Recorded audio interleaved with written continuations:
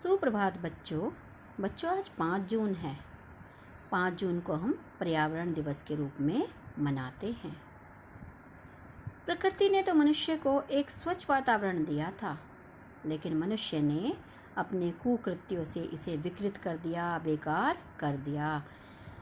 वृक्ष इसे स्वच्छ करने में महत्वपूर्ण भूमिका निभाते हैं। तो बच्चों, आज हमारे निबंध का विषय भी है वन और पर्यावरण। वन और पर्यावरण निबंध पर चर्चा करने से पहले मैं एक बात आपको बताना चाहती हूँ। वास्तव में निबंध कहते किसे हैं? किसी विषय पर अपने विचारों को क्रमबद्ध ढंग से बांधना ही निबंध कहलाता है। निबंध के मुख्य 3 बिंदु होते हैं। पहला भूमिका, दूसरा विषय विस्तार और तीसरा उपसंहार। भूमिका के अंतर्गत जो आपको विषय दिया जाता है, उस विषय का आपको परिचय देना होता है। विषय विस्तार में जो विषय आपको लिखने के लिए दिया गया है, उस विषय को विस्तार से समझाना होता है। और उपसंहार, इसके अंतर्गत पूरे निबंध का निचोड़ और एक संदेश आता है। तो आइए अब हम चर्चा करते हैं निबंध पर। भूमिका। पृथ्वी पर जीवन का आरंभ तब से ही हुआ जब छोटे छोटे हरे पौधों ने प्रकाश संश्लेषण की क्रिया द्वारा अपना भोजन बनाना आरंभ किया। आज भी प्राणवायु ऑक्सीजन हमें वृक्ष ही देते हैं। माँ के आंचल की भांति वे हमें छाया देते हैं। माँ के पूत पय की भांति अमृतमयी जलधारा बरसाते हैं। भूमि की रक्षा कर हमें अन्न देते हैं। भूमि की रक्षा कैसे करते हैं? जो वृक्षों की जड़ें होती हैं, वो भूमि कटाव को रोकती हैं, मिट्टी को रोके रखती हैं। इस प्रकार कह सकते हैं भूमि की वो रक्षा करते हैं, फल देते हैं। अब विषय विस्तार में आ जाएगा प्रकृति और मानव का अटूट संबंध। वृक्ष या वन मानव के चिरमित्र और धरती के जीवन रक्षक हैं। अपने भोजन को बनाते हुए प्राणघातक कार्बन डाइऑक्साइड ग्रहण करते हैं और बदले में हमें जीवनदायिनी ऑक्सीजन देते हैं। हमारी भूमि को अपनी जड़ों से पकड़कर हमें खेती योग्य भूमि की हानि होने से बचाते हैं। इनकी हरितिमा मनोहारी दृश्य उपस्थित करती है। आपने देखा होगा, हरियाली वाला वातावरण सबको अच्छा लगता है। तो हरितिमा से तात्पर्य हरियाली से है। इनके सघन कुंज, आपने देखा होगा, जहाँ घने जंगल होते हैं वहाँ पर क्या होता है? वन्य जीवन को आवास। इनके सघन कुंज वन्य जीवन को आवास और सुरक्षा प्रदान करते हैं। जो आपने बहुत सारे नेशनल पार्क सुने होंगे, वहाँ पर अनेक वन्य जीव रहते हैं। तो उनके रहने को ये जगह प्रदान करते हैं। वृक्षों से हमें अनेक प्रकार की औषधियाँ प्राप्त होती हैं।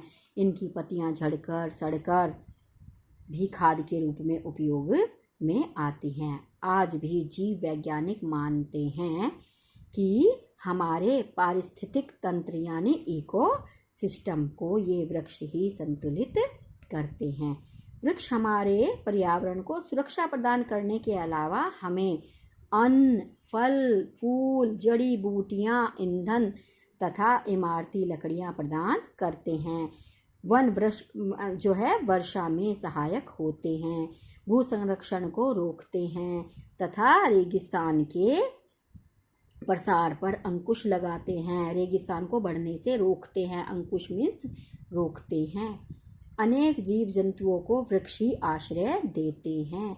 अनेक उद्योग धंधे वृक्षों से मिलने वाली सामग्री पर ही आधारित होते हैं। प्लाईवुड, कागज, जिस कॉपी पर आप लिखते हैं वो कागज भी हमें वृक्षों से ही प्राप्त होता है। लाख, रेशम, रबड़ जैसे उद्योग धंधे पूर्ण रूप से वृक्षों पर ही आश्रित होते हैं। बच्चों, जो कपड़े आप पहनते हो वो भी हमें वृक्ष ही प्रदान करते हैं। रुई से, है ना, कपास से रुई बनती है, रुई से सूत बनता है और सूत से धागा और धागे से फिर बनते हैं हमारे कपड़े। अब है पर्यावरण संबंधी समस्याएं। आज बढ़ती हुई जनसंख्या को आवास प्रदान करने के लिए तथा औद्योगिक इकाइयां लगाने के लिए, भूमि की कमी को दूर करने के लिए वृक्षों की अंधाधुंध कटाई की जा रही है। आपने देखा होगा भाई, जितनी जनसंख्या होगी इसको रहने के लिए घर चाहिए, तो वो घर कहाँ से आएंगे? उन वृक्षों को काटकर भूमि को समतल कर दिया जाता है और वहाँ पर आवासों के लिए मकान बना दिए जाते हैं। अनेक कंपनियां लगाई जा रही हैं। ये कंपनियां जब ये कंपनियां लगाई जाती हैं तो क्या होता है? वृक्षों को नुकसान होता है। वृक्षों की कटाई के कारण पर्यावरण का संतुलन बिगड़ गया है। जब वृक्ष जो हैं पृथ्वी पर कम हो जाएंगे तो क्या होगा? पर्यावरण असंतुलित हो जाएगा, ना ढंग से वर्षा होगी, है ना, सब कुछ जो है ना असंतुलित हो जाएगा तथा मौसम में भी अनियमित बदलाव देखने को मिलते हैं। अनेक प्राकृतिक विपदाएं जैसे बाढ़, भूकंप, भूस्खलन, अनावृष्टि आदि वृक्षों की अनियंत्रित कटाई के कारण ही उत्पन्न हुई हैं। जो समस्याएं आ रही हैं, बाढ़ आ रही हैं, अचानक से भूकंप आ जाता है, अचानक से धरती खिसकने लगती है, अनावृष्टि कहते हैं अकाल पड़ना, अचानक से सूखा पड़ना, ये सब क्या है? ये वृक्षों की कटाई के कारण ही हो रहा है। पेड़ पौधों की कटाई के कारण वन्य पशुओं की अनेक दुर्लभ प्रजातियां लुप्त हो गई हैं। जो हम अंधाधुंध कटाई कर रहे हैं पेड़ों की, उसके कारण अनेक ऐसी प्रजातियां हैं जानवरों की जो आजकल देखने को भी नहीं मिलती हैं तथा धरती के सौंदर्य पर भी कुठाराघात हो रहा है। धरती का सौंदर्य पर प्रहार किया जा रहा है। धरती का सौंदर्य जो है क्षीण होता जा रहा है। कहने का तात्पर्य ये है। बढ़ते हुए प्रदूषण के कारण अनेक बीमारियां बढ़ती जा रही हैं। आपने देखा होगा आज बहुत रोग देखने को मिल रहे हैं, कैंसर, अस्थमा, सांस की बीमारी, ये सब क्या है? प्रदूषण के कारण ही हो रही हैं। उपसंहार: वनों की कटाई पर रोक लगाने के लिए हमारे देश में सन 1950 में वन महोत्सव को प्रारंभ किया गया, जो जुलाई माह में मनाया जाता है। सन 1976 से वनों को काटने के लिए केंद्रीय सरकार की अनुमति प्राप्त करना अनिवार्य कर दिया है। अब हम कहीं पर भी कैसे भी वृक्ष नहीं काट सकते। यदि किसी को वृक्ष काटने हैं तो पहले उसे सरकार से अनुमति लेनी होगी, नहीं तो उसके ऊपर कार्यवाही की जाती है, उसको सजा का प्रावधान है।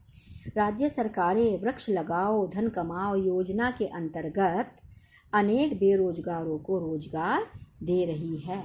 उत्तराखंड के गढ़वाल क्षेत्र में चिपको आंदोलन वृक्षों की कटाई को रोकने के लिए महत्वपूर्ण कार्य कर रहा है। आपने एसएसटी में भी पढ़ा होगा चिपको आंदोलन। जब कोई वृक्ष काटने के लिए आता है तो लोग उस वृक्ष से चिपक जाते हैं और उस वृक्ष को काटने नहीं देते। ये चिपको आंदोलन के अंतर्गत होता है। वृक्षों के संरक्षण के संबंध में ग्रामीण समाज में भी जागृति लाना अत्यंत आवश्यक है। उन्हें बताना चाहिए वृक्षों का हमारे जीवन में क्या महत्व है। अगर ग्रामीण लोगों में जागृति होगी तो वृक्षों की अंधाधुंध कटाई रोकी जा सकती है। अतः प्रत्येक नागरिक का कर्तव्य है कि वह अधिक से अधिक वृक्ष लगाए तथा हरे भरे पेड़ों को नष्ट ना करे।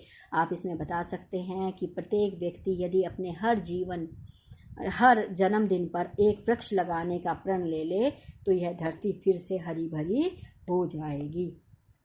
आओ मिलकर वृक्ष लगाएं, इस पर्यावरण को स्वच्छ बनाएं। इस प्रकार हम काव्य पंक्ति से अपने निबंध को समाप्त कर सकते हैं। आशा है आपको अच्छे से निबंध समझ में आया होगा।